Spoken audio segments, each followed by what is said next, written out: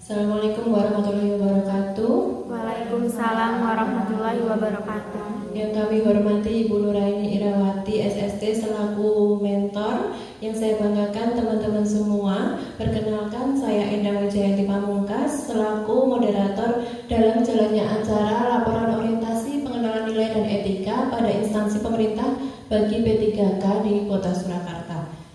Puji syukur kehadirat Allah Subhanahu wa Ta'ala yang telah memberikan kita kesehatan sehingga dapat berkumpul di acara pada pagi hari ini. Saya bacakan susunan acara. Yang pertama yaitu penyampaian materi oleh Saudari Belkis Seretora. Kemudian yang kedua arahan dari mentor Ibu Nuraini Irawati. Yang acara terakhir yaitu penutup. Langsung saja pada inti acara yaitu kepada Saudari Belkis Seretora. Waktu dan tempat kami persilakan.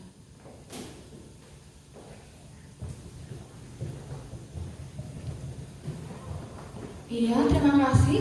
Di sini saya akan memaparkan mengenai optimalisasi penerapan manajemen nyeri persalinan dan farmakologi pada kelas 1 persalinan menggunakan teknik Rebozo untuk meningkatkan asuhan sayang ibu di ruang bersalin RSUD Bung Karno, Kota Surakarta. Ya, ini di sini ada biodata saya. Nama saya Belkis Seretora Iruja. Untuk rumah saya ada di Sambirjo RT 6 RW 1 Banjarsari Surakarta. Unit kerja saya ada di RSUD Bung Karno Kota Surakarta di unit ruang bersalin. Yang pertama, latar belakang. Orientasi P3K bertujuan mengembangkan dedikasi dan komitmen yang kuat dari P3K untuk mengembangkan kinerjanya serta memberikan pengenalan nilai dan etika pada instansi pemerintah. Selama peserta melakukan tugas sebagai bidan di RSUD Bung Karno Kota Surakarta, ditemui beberapa permasalahan. Namun ini yang saya bahas, yaitu salah satunya belum optimalnya penerapan manajemen nyeri kelas 1 pada persalinan non-farmakologi menggunakan teknik Rebozo sebagai perwujudan dari asuhan sayang ibu di ruang bersalin RSUD Bung Karno Kota Surakarta. Yang pertama, saya menjelaskan dulu mengenai visi dan nanti misi pemerintah Kota Surakarta. Untuk visi di rencana pembangunan jangka panjang daerah itu dari tahun 2005 sampai 2025, yaitu Surakarta Kota Budaya, Mandiri, Maju, dan Sejahtera. Lalu untuk yang jangka menengahnya itu dari tahun 2021 sampai 2026, yaitu mewujudkan Surakarta sebagai kota budaya yang modern, tangguh, gesit, kreatif, dan sejahtera. Untuk misi dari pemerintah Kota Surakarta yaitu yang pertama, meningkatkan kualitas kesehatan masyarakat yang berkelanjutan, memperkuat pertumbuhan ekonomi yang adaptif dan berkelanjutan, mewujudkan tata ruang dan infrastruktur kota yang mendukung pemajuan kebudayaan dan pariwisata yang berkelanjutan, meningkatkan kualitas dan daya saing pemuda dan masyarakat umum di bidang pendidikan, ekonomi, seni budaya, dan olahraga. Lalu mengembangkan tata kelola pemerintahan dan pelayanan publik yang gesit dan kolaboratif, berlandaskan semangat gotong royong dan kebinekaan. Lalu mewujudkan kemakmuran dan kesejahteraan bersama warga kota yang berkeadilan dan inklusif. Yang terakhir, mewujudkan daerah yang kondusif dan kerukunan antar umat beragama dalam tata kehidupan bermasyarakat yang saling menghormati. Di sini ada susunan organisasi dinas kesehatan. Yang pertama ada kepala dinas, lalu ada sekretariat, lalu ada beberapa bidang, yaitu yang pertama ada bidang kesehatan masyarakat, yang kedua ada bidang pencegahan dan pengendalian infeksi, lalu ada bidang pelayanan kesehatan dan ada bidang sumber daya kesehatan, lalu ada unit pelaksana teknik dinas atau sering yang disingkat UPTD, ada unit organisasi bersifat khusus yang disingkat UOBK, ada unit organisasi bersifat fungsional yang disingkat UFBF, lalu yang terakhir ada kelompok jabatan fungsional. Nah, untuk manajemen P3K sendiri ada 3. Yang pertama, manajemen kepegawaian P3K.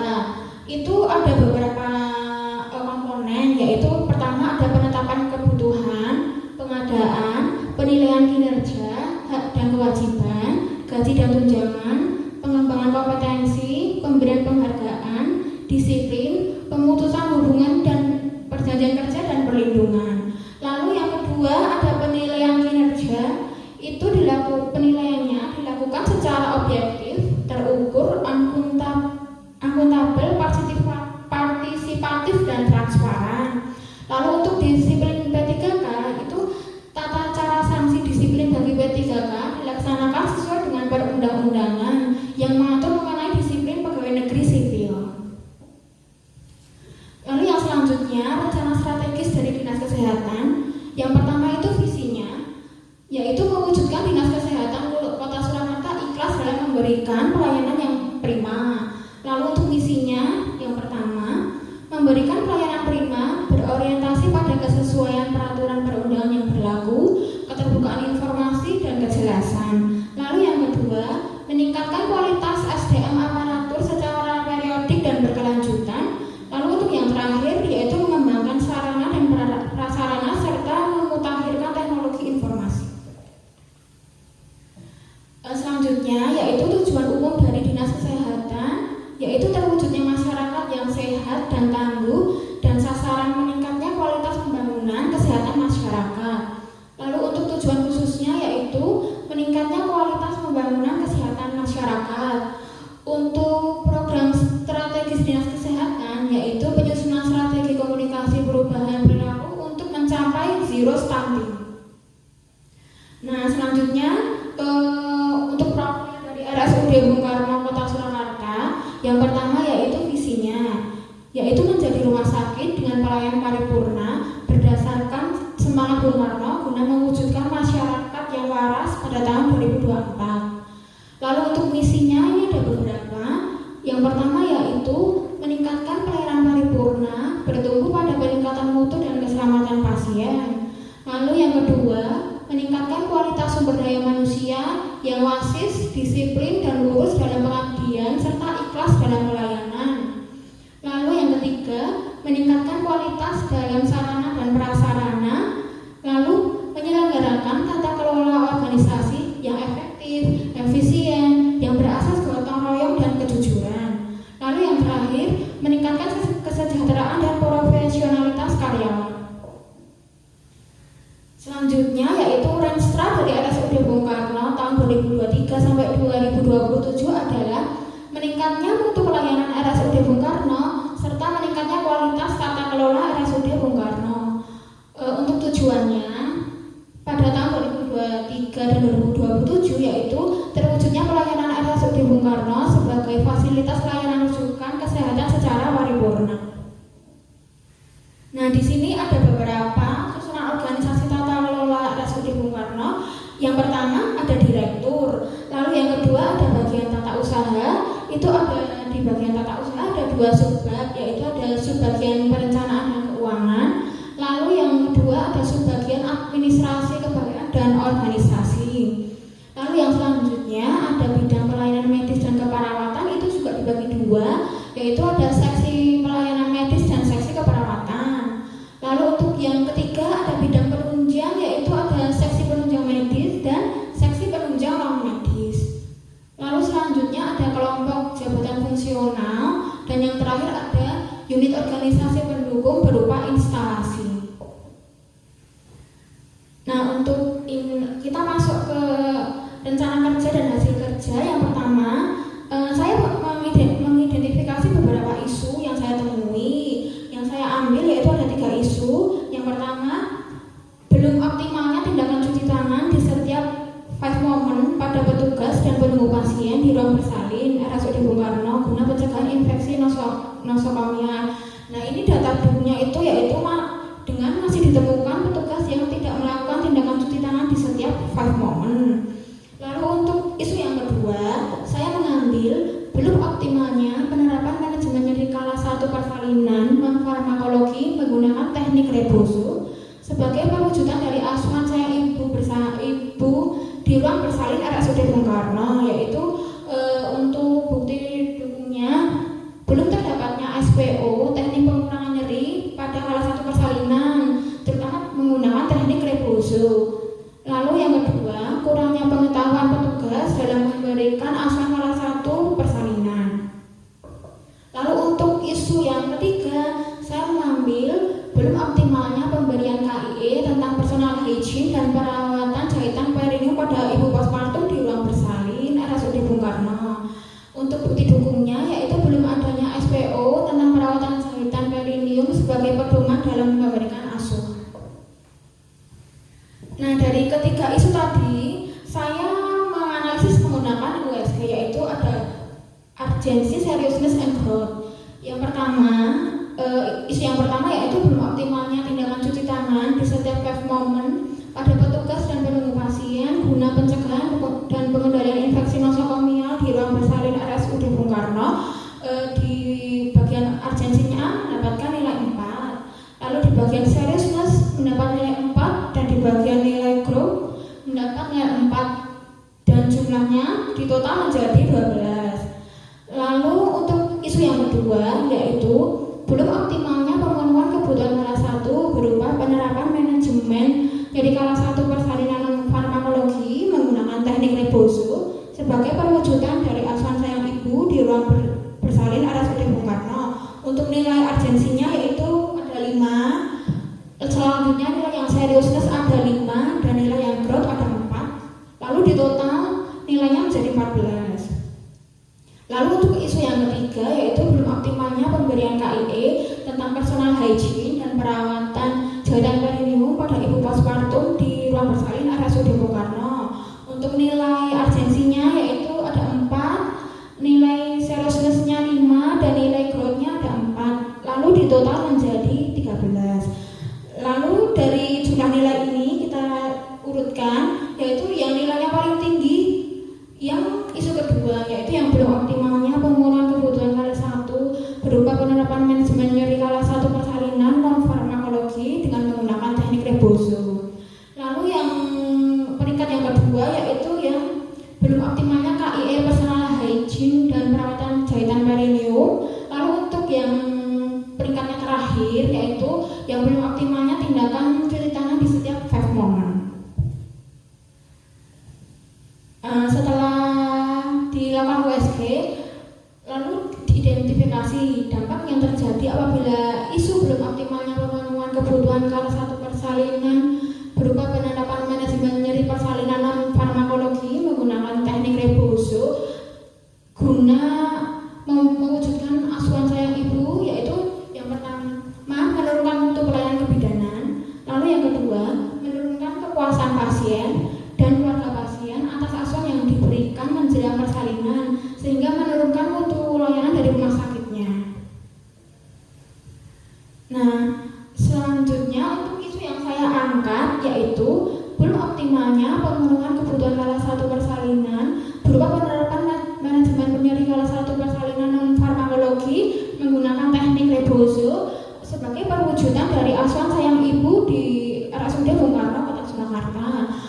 Selanjutnya untuk gagasan yang saya angkat yaitu optimalisasi penerapan manajemen nyeri persalinan non farmakologi pada kelas 1 persalinan menggunakan teknik Rebozo sebagai perwujudan asuhan sayang ibu di ruang bersalin RSUD Bung Karno Kota Surakarta. Nah, untuk rencana hasilnya, langkah yang pertama yaitu membuat SPO teknik pengurangan nyeri persalinan non farmakologi menggunakan teknik Rebozo. Nah, untuk output hasil kegiatannya yaitu SPO teknik pengurangan nyeri kelas 1 persalinan non farmakologi menggunakan teknik Rebozo mendapat persetujuan dan siap untuk disosialisasikan. Nah, setelah itu untuk tahapan kegiatannya yang pertama mengumpulkan data dan mengkaji materi. Nah, selanjutnya hasilnya terkumpulnya materi sebagai bahan referensi dalam pembuatan SPO.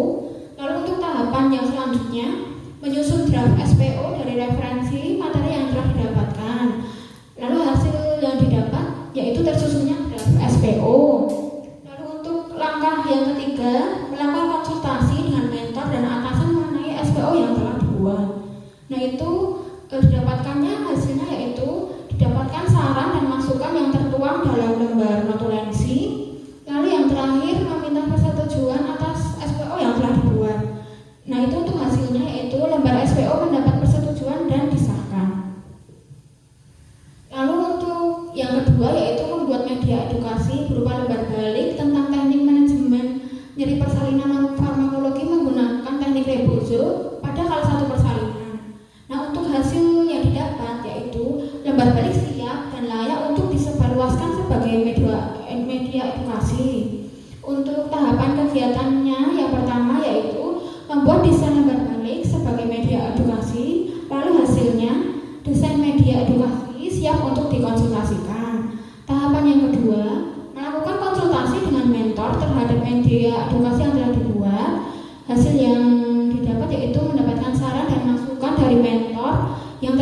dalam lembar konsultasi dan notulensi. Lalu yang ketiga, mencetak media edukasi yang telah disetujui. Hasilnya yaitu lembar balik telah dicetak dan layak untuk digunakan. Langkah yang ketiga yaitu melaksanakan sosialisasi dan demonstrasi SPO teknik pengurangan nyeri persalinan non-farmakologi menggunakan teknik rebozo pada kala 1 persalinan kepada tim kerja di ruang bersalin. Nah, untuk hasil yang didapat yaitu meningkatnya kemampuan dan pengetahuan kerja dalam menerapkan teknik pengurangan nyeri persalinan sesuai dengan SPO yang telah disosialisasikan. Untuk tahapan kegiatannya yang pertama, melaksanakan koordinasi dengan kepala ruang dan tim kerja terkait dengan jadwal sosialisasi. Nah, hasil yang didapat yaitu disetujuinya rencana sosialisasi dan jadwal yang telah disepakati bersama dengan lembar undangan. Lalu yang selanjutnya yaitu melaksanakan sosialisasi SPO kepada rekan kerja. Nah, itu hasilnya yaitu meningkatkan pemahaman rekan kerja mengenai manajemen persalinan farmakologi dengan menggunakan teknik rebozo. Lalu yang terakhir yaitu mengevaluasi jalannya sosialisasi manajemen nyeri persalinan farmakologi menggunakan teknik rebozo dengan hasil rekan kerja mampu mendemonstrasikan teknik pengurangan nyeri dengan menggunakan teknik rebozo. Lalu langkah yang keempat, melaksanakan edukasi dan demonstrasi teknik pengurangan nyeri persalinan non-farmakologi menggunakan teknik rebozo kepada pasien dan pendamping pasien. Ya, untuk hasilnya yaitu meningkatnya pemahaman dan partisipasi pendamping persalinan secara aktif dalam mengurangi nyeri persalinan menggunakan teknik rebozo. Nah, untuk tahapannya ada 3. Yang pertama yaitu memberikan edukasi kepada pasien dan pendamping pasien mengenai teknik rebozo itu.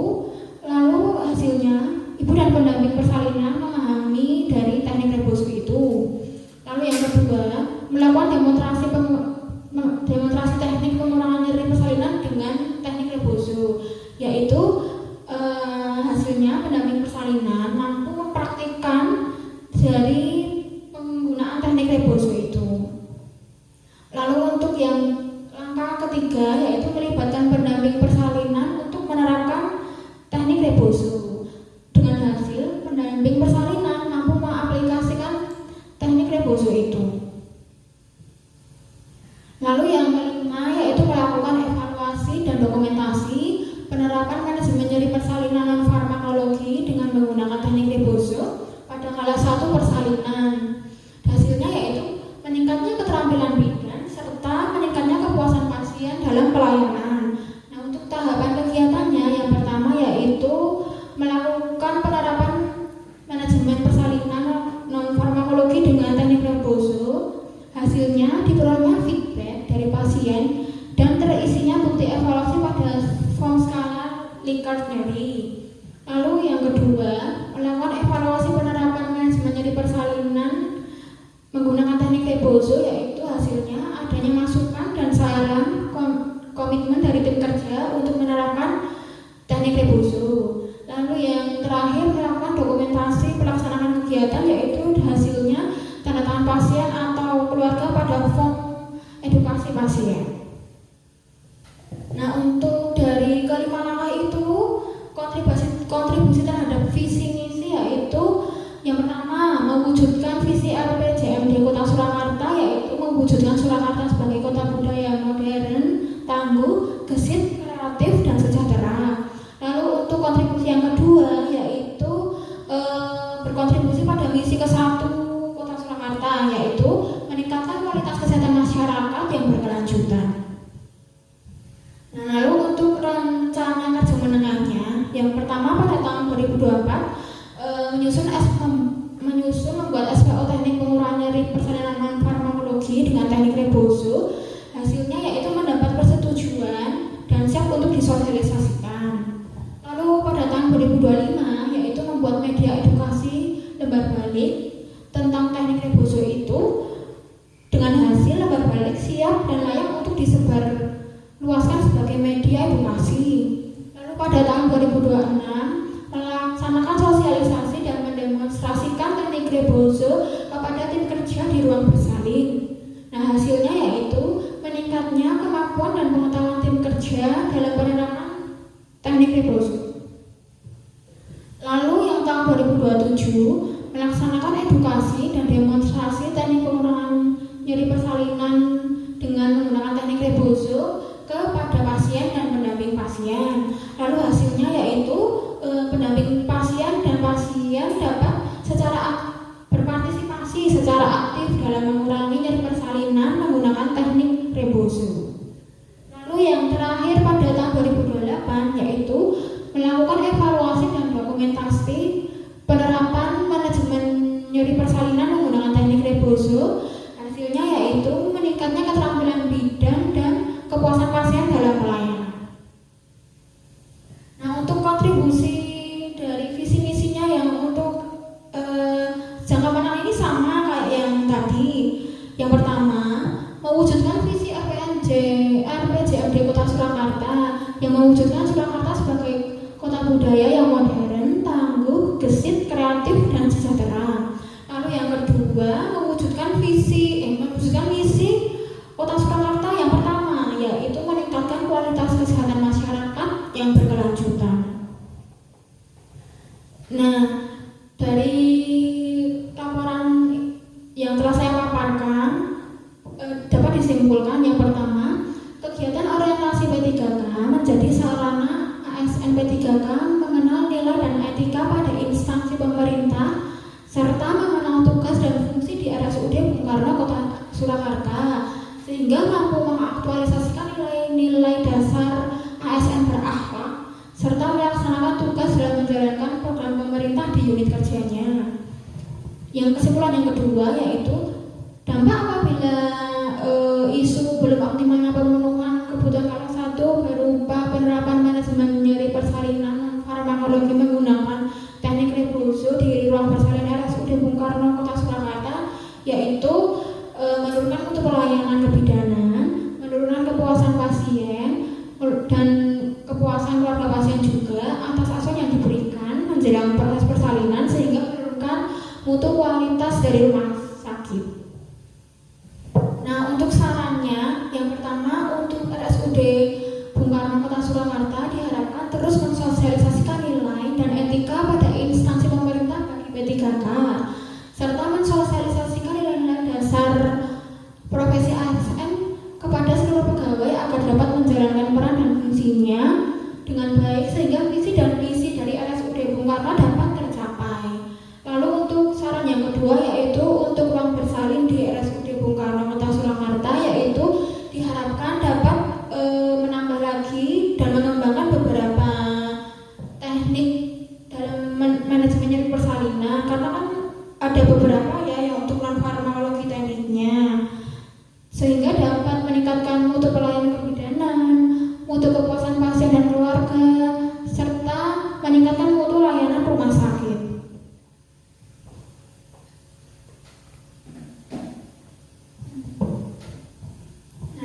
Terima kasih. Sekian untuk pemaparan dari saya. Saya kembalikan kepada moderator. Terima kasih kepada Saudari Belkis Seretor yang telah menyampaikan materinya dengan lancar ya. Acara selanjutnya yaitu arahan dari mentor kepada Ibu Nuraini Irawati SST, dipersilakan.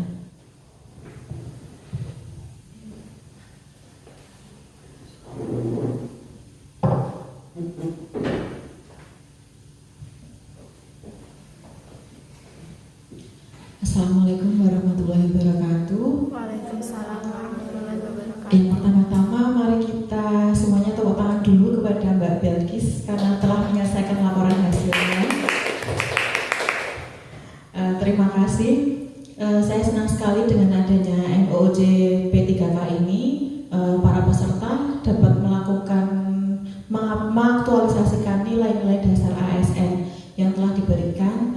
Harapannya nanti untuk optimalisasi manajemen nyeri persalinan dengan teknik rebozo dapat diaktualisasikan dengan baik sesuai dengan rencana karena ini sangat dibutuhkan bagi rumah sakit kami terutama di ruang bersalin karena kebanyakan pasien kami adalah pasien persalinan dengan kondisi hamil pertama, jadi masih awam dengan bagaimana mengurangi rasa nyeri, sehingga dengan adanya teknik rebozo diharapkan pasien lebih nyaman sehingga persalinannya bisa lebih cepat dan nyaman. Jadi tidak menimbulkan trauma pada pasien maupun keluarga pasien.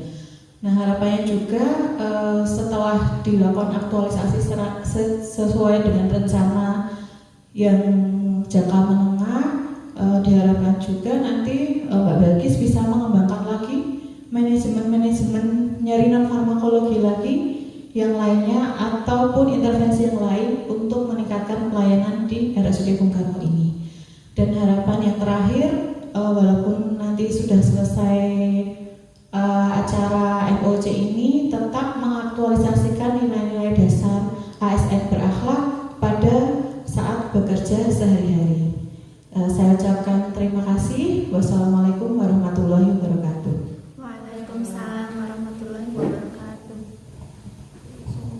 Ya, terima kasih kepada Ibu Nuraini Irawati yang telah menyampaikan arahannya untuk Saudari Balkis Seretora. Sampai juga di penghujung acara pada pagi hari ini, saya selaku moderator mengucapkan terima kasih kepada teman-teman juga yang sudah hadir, dan saya tutup. Wassalamualaikum warahmatullahi wabarakatuh.